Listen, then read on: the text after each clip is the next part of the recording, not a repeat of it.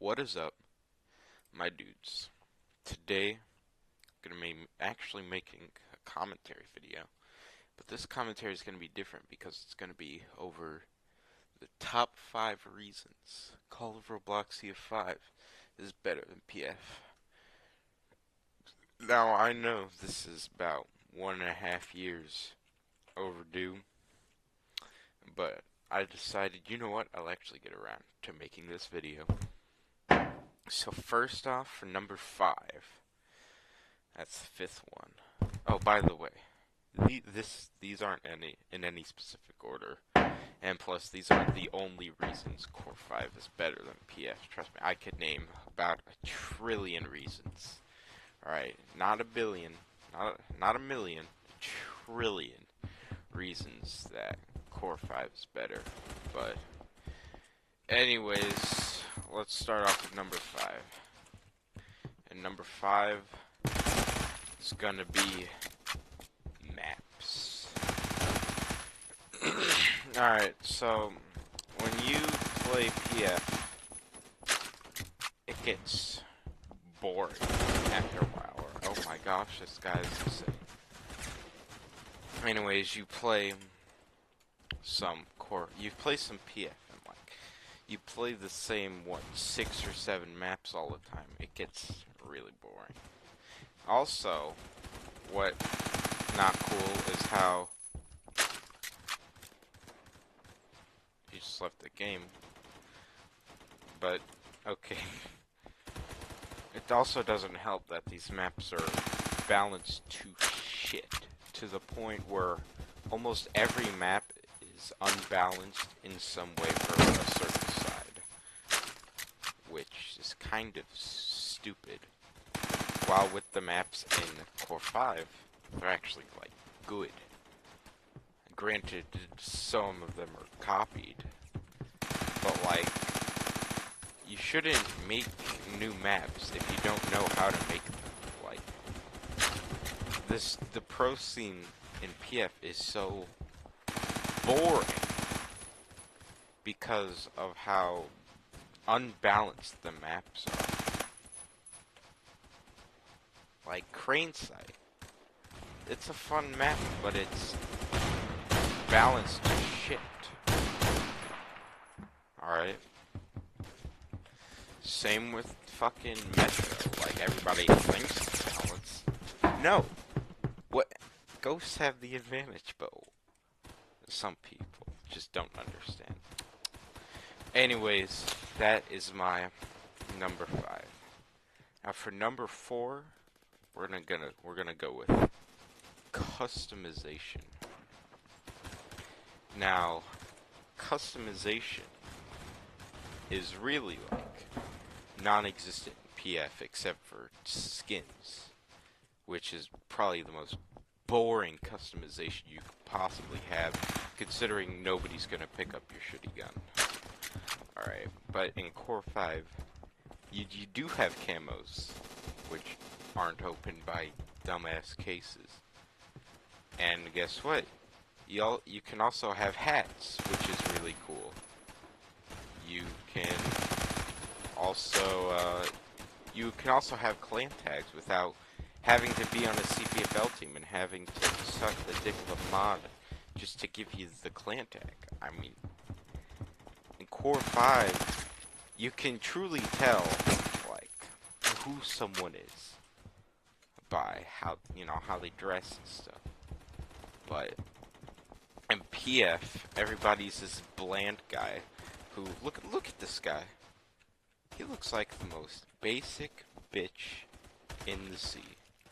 Honestly, do you like shooting these gray blobs all day, or would you rather shoot somebody with, like, a cool hat on?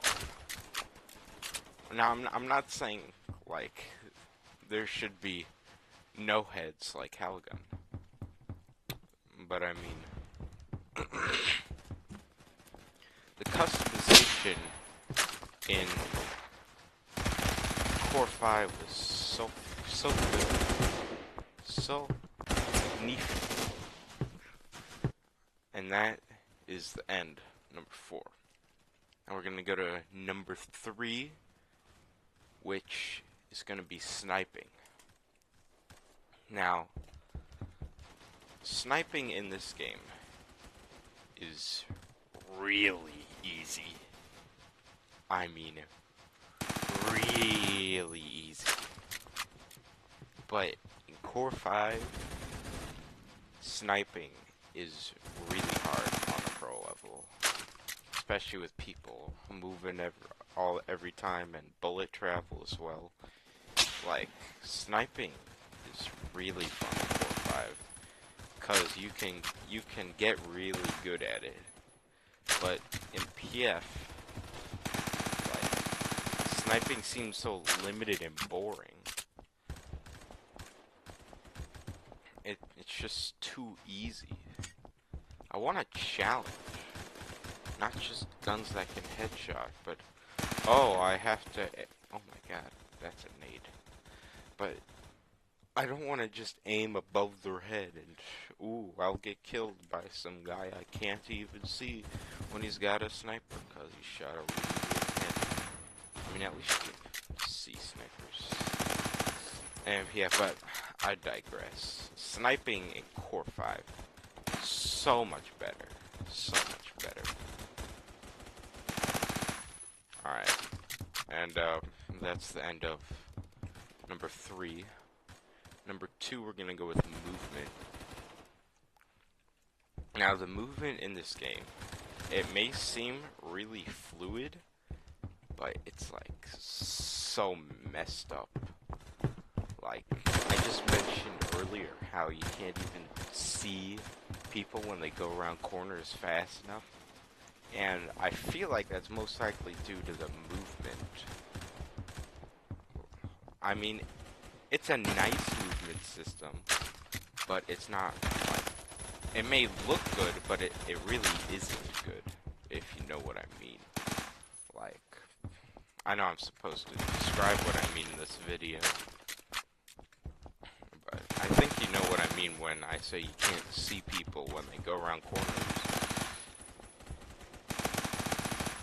Like, it's pretty stupid. But in Core 5, like, the movement is really complicated. But it's also really rewarding to players with good movement. Well, like, in this game, like, it just seems the movement causes more problems than what it gives to the player. I mean, sure, you can have really good movement in this, but it doesn't... But I want to see people when they go around corners more than I want to slide through windows like I was attempting there.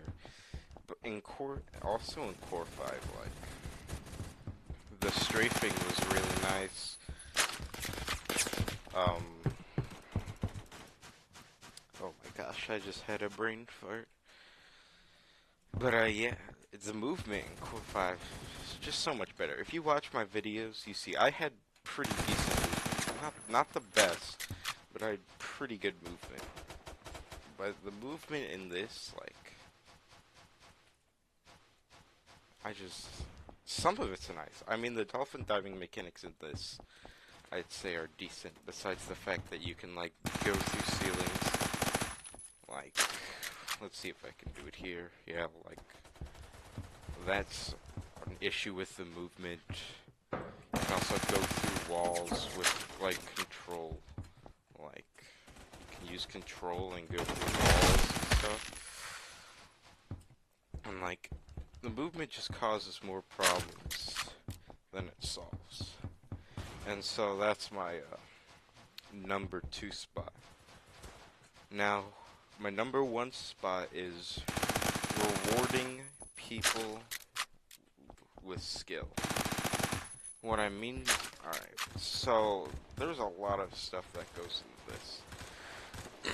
One of those is movement, but I felt movement in this, like, movement in Core 5 does take, like, more skill, I'd say.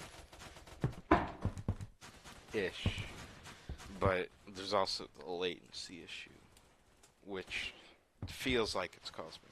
I may be wrong, but I don't know, but there's also the fact that, like, the marking in this game is so stupid. It doesn't reward, like, how are you supposed to be stealthy when you can just get, like, marked on the radar when you're behind a wall or something? Like, I'm not supposed to know that guy's there. It, like, it decreases. Like, if you have good communication, it doesn't benefit you more than if you just mark the enemy. Like, you should be able to have good communication reward you. But in this game, it just fails to do that. Also, but in Core 5, you do need good movement. Or good, like, game sense. Also in Core 5, like, there's no suppression, which you'll have fair gunfights. You won't just be matched up with some H-bar 400 studs away shooting you, and you not being able to shoot back. Oh man, that game ended.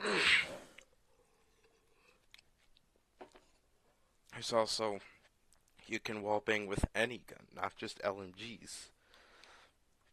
So if you have good game sense, you can just shoot somebody through a wall. I mean, some people might not like that, but I mean, at least it's fair with every gun.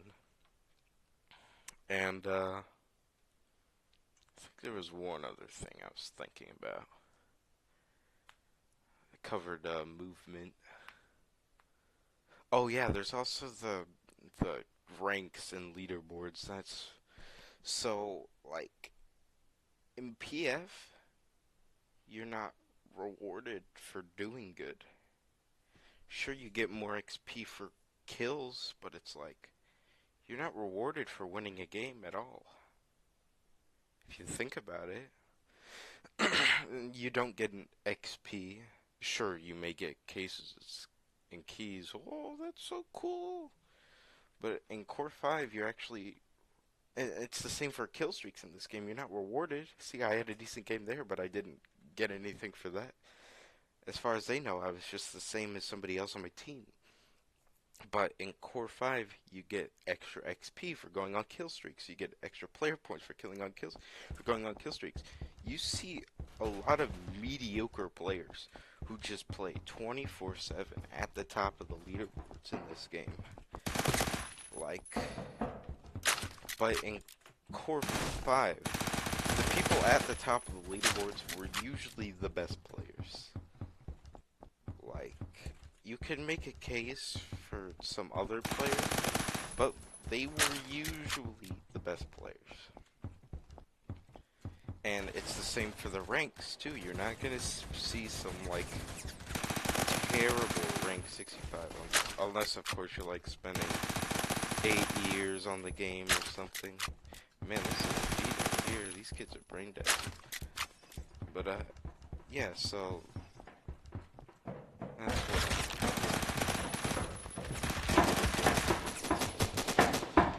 So, that's the end of the video. I'll upload this, or whatever time it is. Yeah, I'm ending this pretty abruptly, but whatever. Bye.